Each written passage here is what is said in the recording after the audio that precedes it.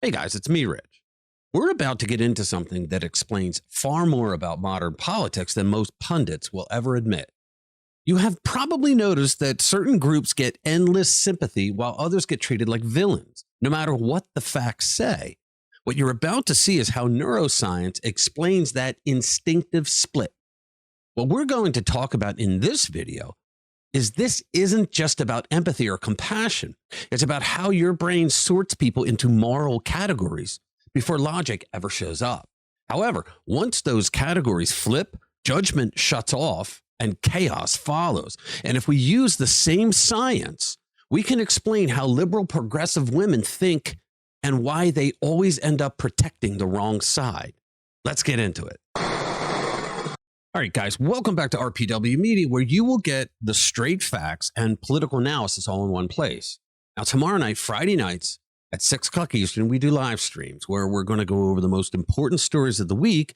And we give it a dash of humor, a bit of sarcasm, and a whole lot of conservative common sense. Check us out. Okay, so you have probably wondered why certain behaviors feel automatic, almost reflexive, especially when it comes to who deserves protection and who deserves blame. And here is the part most people miss. These reactions, they happen before reason ever enters the room. But here's where it gets a little uncomfortable. A neuroscientist named Tania Singer spent years studying empathy, compassion, and how the brain reacts to social threats. Her research shows that people, especially women, tend to sort others into three instinctive categories: baby, protector, and enemy. Now, once that switch flips, everything else follows. A baby represents innocence, no malice, no intent to harm. A baby is helpless by definition, which triggers an urge to nurture and defend. When something goes wrong, blame does not stick because intent is assumed to be absent. It's a baby. That assumption matters more than outcome. Now, the protector comes next. This is not just a person, but it's a role. A man who provides. A police officer, someone who stands between danger and safety. A protector can make mistakes, but those mistakes do not change the category. Intent is still assumed to be good. Now, watch what happens when we get to the enemy. An enemy is defined by perceived threat: physical, emotional, financial, whatever. Once someone is placed there, empathy drops fast. There is no reinterpretation, no benefit of the doubt. Avoidance replaces understanding, and this is where things start to unravel. Singer's brain imaging studies show how quickly we assign people to in-groups or out-groups. When someone we love is hurt, the same pain centers for women in the brain light up as if they were injured themselves. But when the person suffering is seen as an outsider, that response weakens drastically. Now, with men, it changes even more. When men see someone they love hurt, they feel empathy, and the parts of their brain that show empathy lights up. But for men, when they see someone they consider as bad, a person who is dangerous or an enemy, get hurt, they don't lessen their empathy like a woman. Empathy does not just decline, it gets replaced. The parts of a man's brain that handles justice activates instead. The response shifts from shared pain to judgment and consequence. Now, that distinction matters.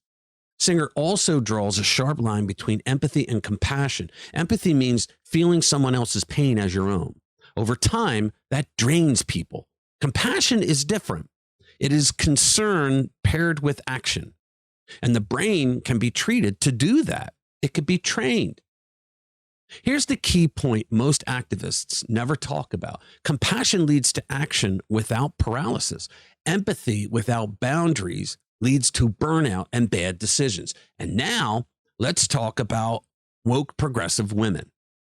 Why do you see them physically blocking ICE agents enforcing the law against violent criminal illegal aliens?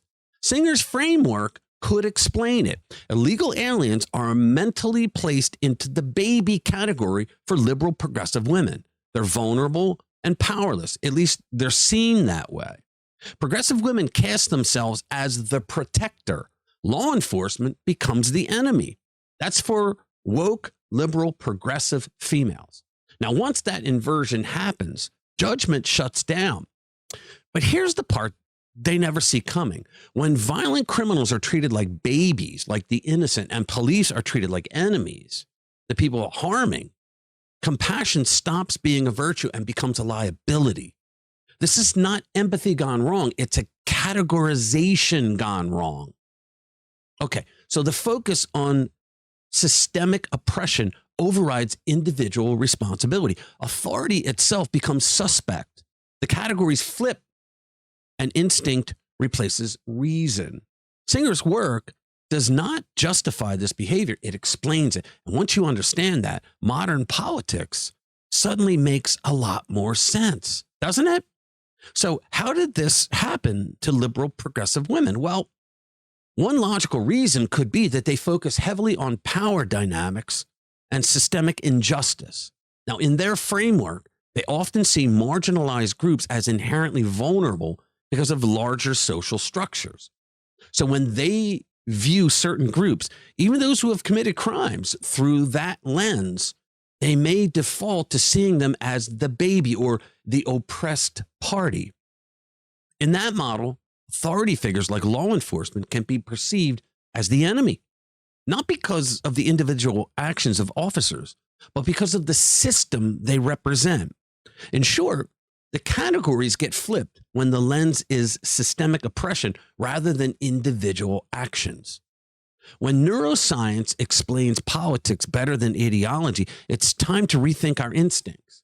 Compassion works when it is grounded in reality. Law and order exist to protect the truly innocent.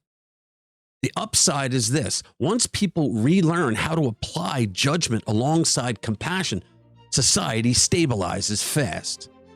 And now you know why the liberal, woke, progressive woman always sides with the wrong side.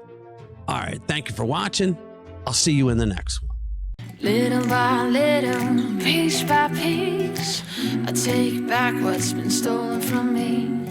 Little by little, piece by piece, until I'm complete.